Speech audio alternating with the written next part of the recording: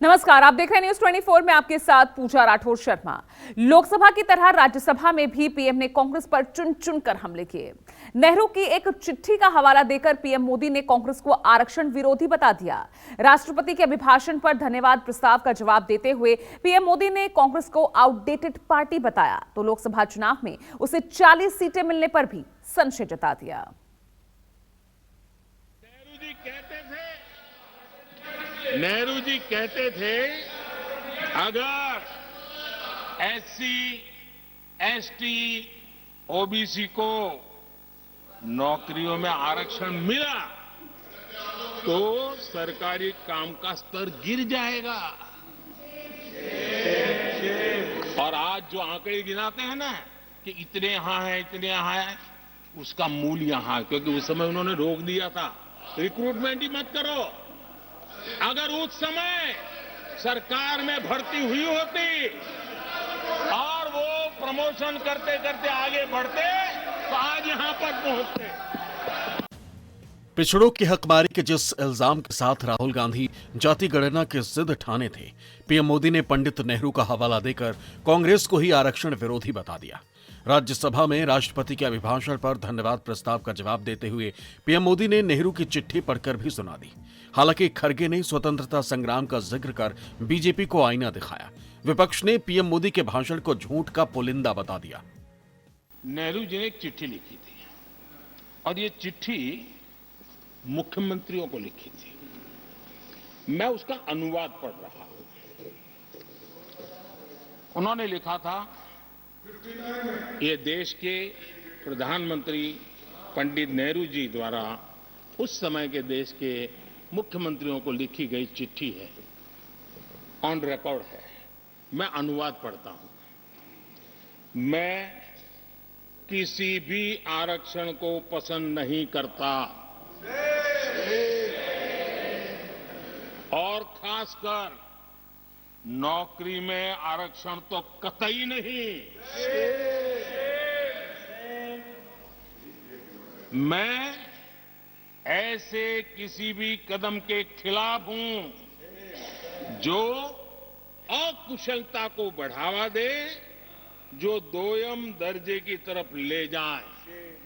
ये पंडित नेहरू ने मुख्यमंत्रियों को लिखी हुई चिट्ठी है। जिन्होंने दांडी मोर्चा यात्रा जो गांधी जी ने निकाली थी उसमें कभी हिस्सा नहीं लिया, भारत छोड़ो आंदोलन में शामिल नहीं हुए, जो लोग आज कांग्रेस को राष्ट्रभक्ति का पाठ पढ़ाते हैं और राष्ट्रभक्ति के बारे में ऐसा बोलते हैं कि जैसा इन्होंने ही 14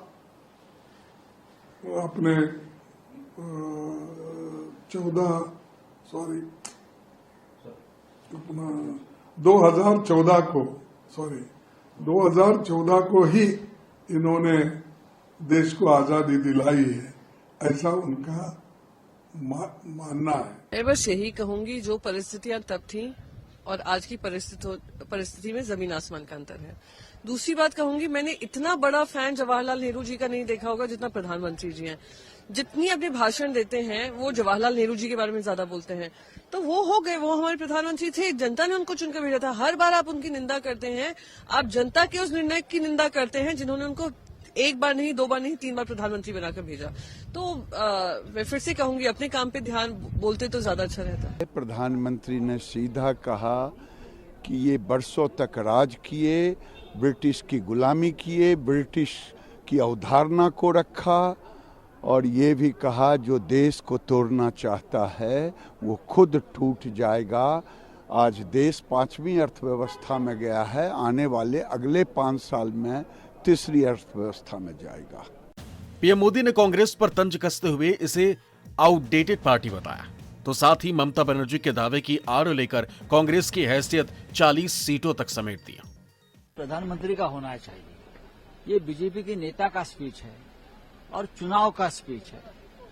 उसमें सच और झूठ का अगर हम उसमें कोई मायना रखे तो चुनाव में जैसे झूठे वादे किए जाते हैं, झूठ बोला जाता है, संसद में अगर प्रधानमंत्री झूठ बोलेंगे तो कैसा चलेगा? इसके अलावा भाषण क्या था? पूरे टाइम कांग्रेस की आलोचना नेहरू जी से लगा के और राहुल गांधी और खड़गे जी सबकी आलोचना तो थी उसमें।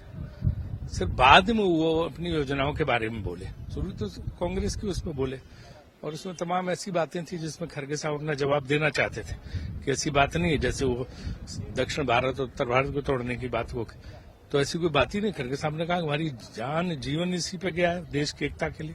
इंदिरा गांधी मारी गई, राजीव गांधी मारी गई, सब देश की एकता के लिए। हम लोग तो एकता अखंडता के लिए सबसे ज्यादा समर्पित हैं, तो लेकिन उनको बोलने का अवसर नहीं मिला। ब्रिटिश राज को चिट्ठी लिखकर किसने दी थी कि हम अंग्रेजों की फौज में भर्ती होंगे?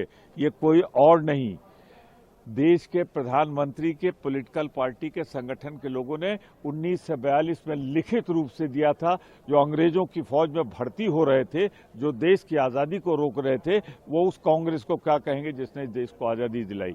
आज के पूरे भाषण को प्रधानमंत्री जी के, मैं कह सकता हूं शारीरिक रूप से नहीं, राजनीतिक रूप से ये डाइंग डिक्लेरेशन था मोदी सरकार का। इसमें उन्होंने मान लिया कि 10 साल में कुछ नहीं कर पाए, हम उसको नहीं बता रहे थे अगले 5 साल में क्या करेंगे। जब 10 साल में नहीं किया तो 5 साल में क्या करेंगे? महंगाई पे बोल नहीं पाए, बेरोजगारी पे बोल नहीं पाए, 1 लाख लोगों की आत्महत्या पे बोल नहीं पाए, कितनी विकास दर रह गई उस पर नहीं बोल पाए। देखिए, जिस तरीके से इंडिया अलायंस और जिसका सबसे बड़ा घटक दल कांग्रेस रहा है और एक एक करके अविश्वास कांग्रेस के प्रति जो उन्हीं के घटक दल दिखाकर उस गठबंधन को छोड़कर जा रहे हैं और उनको चुनौती अपने ही घटक दलों से मिल रही है, ऐसे में यकीनन कांग्रेस के लिए 40 सीटें भी इस बार पार करना यकीनन मुश्किल होगा। और मुझे लगता है इस बार 2024 परिणामों के बाद कांग्रेस ऑल टाइम लो पर जाएगी। संसद से इतर सड़क पर भी कांग्रेस और बीजेपी का घमासान दिखा। कर्नाटक के कांग्रेसियों ने जंतर मंतर पर मोदी सरकार के खिलाफ मोर्चा खोल दिया। ಇವೆಲ್ಲವುಗಳಲ್ಲಿ ಕೂಡ ಯಾರ್ number 2 Karnataka is number 2 as far as the tax collection is concerned. Maharashtra number 1, Maharashtra state is number 1, Karnataka number 2. ಮತ್ತೆ ನಮಗೆ ಹೇಳ್ತೇನೆ, is it not an injustice comes to Karnataka?